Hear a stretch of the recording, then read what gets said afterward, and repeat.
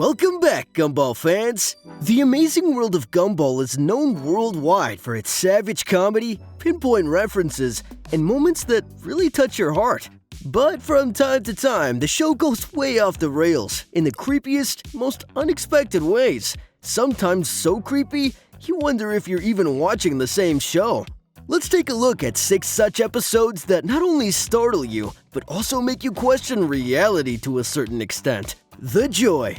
It all starts when Miss Simeon gives the class a pop quiz. Desperate to avoid it, Gumball and Darwin fake being sick. Classic cartoon move, right? But here's where things start to get weird. Instead of being angry at them, Nicole and Richard are exhilarated. They leap into this very strange over-the-moon state and begin hysterically dancing around the house with huge, unnatural smiles glued to their faces. Their happiness isn't comforting. Rather, it's giving chills. Gumball and Darwin are quick to anticipate that something is off. Do that. No familiarities. No, step back. No. What are you doing? Throwing water at them. That's not water. This unusual happiness being displayed by their parents spreads like a virus, infecting Anais, the whole neighborhood, and even people at their school. Everyone starts smiling, wide-eyed, giggling non-stop, and repeating strange phrases. All of them giggling non-stop, making weird faces, and smiling with their eyes wide open. The vibe being given off is a twisted version of a zombie apocalypse, except with laughter instead of groans. Hey, kid, stop crying. I'm not infected. Just look at this face.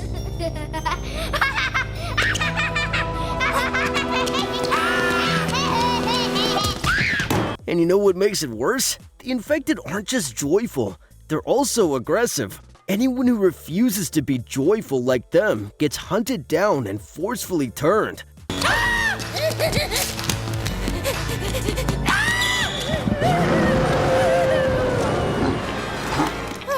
Under the guise of a fun kids episode, this is pure psychological horror. Gumball and Darwin put up a fight against all this, sneaking through vents, tackling creepy smiles, and even locking themselves in the bathroom. But the Joy keeps finding some way in.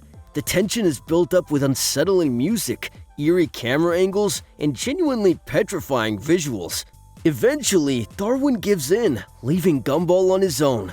Cornered and terrified, he makes one last dash to escape, only to be caught and infected as well. The final scene is even more disturbing. The entire town is marching in joyful unity with grins on their faces, and Gumball is now one of them. No happy ending, just creepy smiles and silence.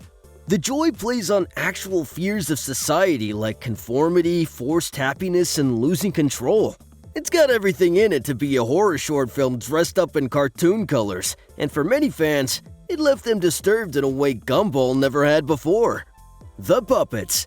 This episode begins like any other episode, with Gumball and Darwin having fun with each other. Suddenly, they stumble upon a box of their old childhood toys. Among them was a pair of hand puppets named Benny and Lee. At first, the boys are just playing and goofing around like they usually do. But then the episode takes a sharp turn when the puppets start talking back and slowly taking over the whole story. Suddenly, we're introduced to a full-on puppet world, complete with felt backgrounds, creepy smiles, and strange, cheerful music. Benny and Lee become the new stars of the show, and things only get weirder from here on. As the story moves forward, Benny and Lee start telling tales of their own, filled with uncomfortable jokes and other worldly implications. They talk about being locked up in a toy box for years, waiting to be played with again, but they were forgotten and abandoned. This is surprisingly dark and strangely personal. And just when you think this is all over, it isn't. The puppets immerse us in this bizarre alternate reality where the rules of the show and the laws of logic no longer apply. There's no clear villain or resolution, just a spiral into madness. By the time Gumball and Darwin finally return to reality, the audience is left wondering what just happened. Was it a dream or some twisted joke by the creators? It was just Gumball being Gumball. What makes the puppets so disturbing is the unsettling tone, like the sudden switch in animation style, the mental themes of abandonment and identity, and that offbeat humor that feels just a little too real. It all just feels like a bad dream. So if you're planning a lighthearted Gumball rewatch, maybe skip this one if it's late at night. The Signal. It starts off like any other day in Elmore, where Gumball's being Gumball with Darwin by his side, and the surroundings feel familiar. But suddenly, out of the blue, the animation glitches. Gumball starts stuttering, Darwin begins moving in jerky ways, the audio cuts in and out, characters freeze mid-motion, and this doesn't happen only once. It keeps going. You begin to think that your screen is glitching, but nope, all of it is deliberate. As the episode progresses, you begin to realize that something is seriously wrong with the show itself. And you know what? Gumball and Darwin notice the glitches too. There are time loops, voices start to repeat, their world feels unstable, like it's about to fall apart. Then they meet Rob, who makes them question their existence entirely. He tells Gumball and Darwin that they're not real, that they're just cartoon characters in a kid's TV show, and that the episode is being interrupted by a signal crash. It's such a drastic switch from laughter to reality checks that you can feel the panic setting in. Rob tries to convince Gumball that the world he believes to be real isn't real at all. Gumball argues and keeps on believing that his life must be real, and it surely does have some meaning. But the glitches start to worsen. Characters twist into corrupted versions of themselves. The world begins to pixelate and crumble. But suddenly, there is a brief pause, and everything resets back to normal like nothing happened. The Signal is like a digital nightmare. It makes you question reality, identity, and the illusion of control. There's no villain or moral, but just a terrifying idea that the world you know can collapse. And you know what the scariest part is? No one else in Elmore seemed to remember it happened at all. The Limit. This episode begins like a typical Watterson family disaster. Nicole takes the kids to the supermarket and chaos quickly follows. The kids are hyperactive, Richard is being a typical useless husband while shopping, and Nicole just wants one peaceful and drama-free shopping trip. But things quickly take a sharp turn. Gumball and Darwin then try to sneak some candies into the shopping cart behind her back, but when she notices them, she gives them that look.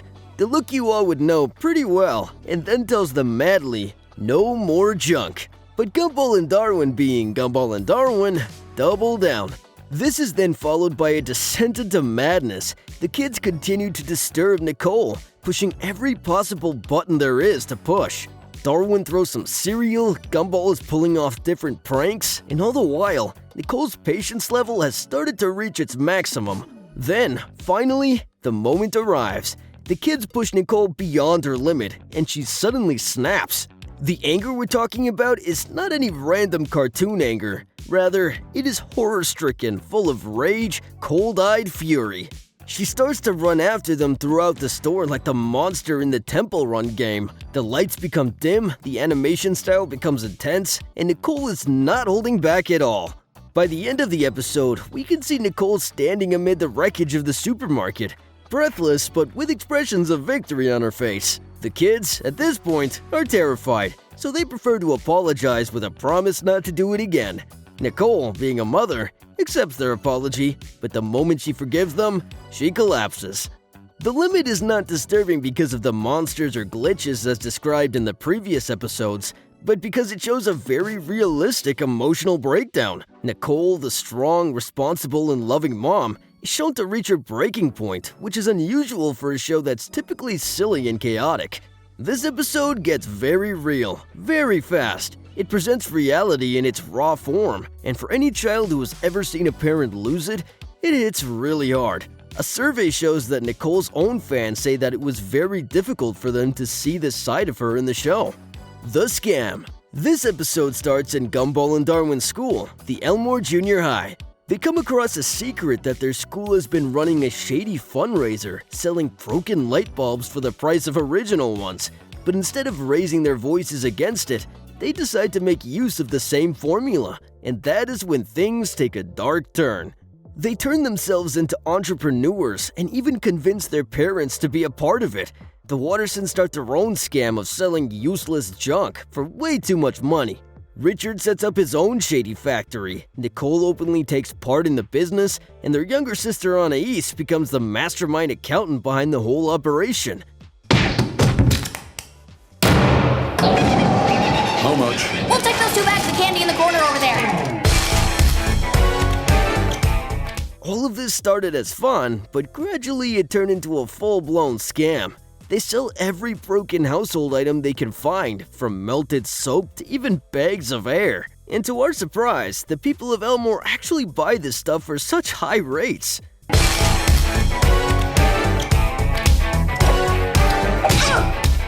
All of this is because of the manipulated and convincing tactics used by Gumball and Darwin that make people hand over cash. Fire 'em up! At one point, Darwin pretends to cry in public to attract sympathy from buyers. Gumball even fakes being sick. They guilt-trip Penny, and poor Tobias is emotionally blackmailed into spending his life savings on what is basically trash. This was not just about scamming for laughs. This was mass exploitation. Judgmental. Because what we're doing is wrong! Which part? The part where we pretend to summon Gargoth and use Carrie's powers to scare people? The part where we pose as paranormal specialists to get rid of him? Or the part where we get paid with everyone's trick-or-treat candy? And you know what? The school then holds a unique fundraiser competition to see who raised the most money. It's no surprise, nobody was a match for the Wattersons, and they won the competition. But the celebrations are cut short when the principal finds out about the scam and revokes their prize money. Instead of learning a real lesson, the family just laughs it off.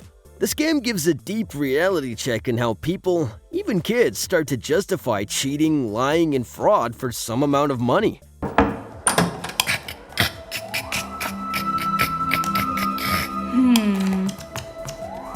What are you doing here? The Wattersons didn't just bend the rules, they burned them entirely. There is no clear redemption or any consequence, and that is what makes this episode so disturbing. The Disaster. This episode begins like any other day at school, until Rob shows up, and he is not there to mess around. Really don't get it, do you? So happy to star in your amazing world. Can't you see that none of this is real? He is in possession of a remote control that has the power to change reality itself. Only a few clicks from him result in the entire universe being rewritten. He transforms students into random objects, converts scenes into different animation styles, and all this leads to a multiverse meltdown. I'm sorry, Gumball Watterson.